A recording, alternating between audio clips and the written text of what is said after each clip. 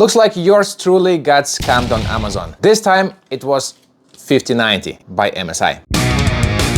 Roman's lab. Let's get to the bottom of it. First thing that made me suspicious is the weight of the box. It was too light for what it is. That's why I decided to open it on camera, because I knew something is off. Plastic wrap seemed to be off as well.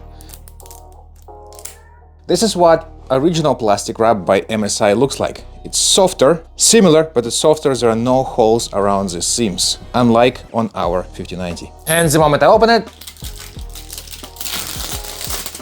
guess what? Plastic wrap is definitely used. And obviously accessories are untouched.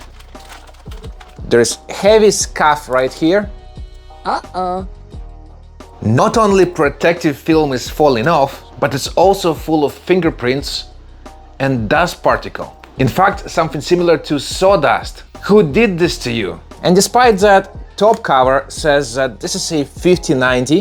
What really got me suspicious, not only the weight, but also ports at the back. MSI 5090 doesn't have two HDMI ports, but this one does. So what this really is, it's a 4090 with swapped top plate. I'm not even going to power it up, but I can easily tell you from the scratch marks, it was used.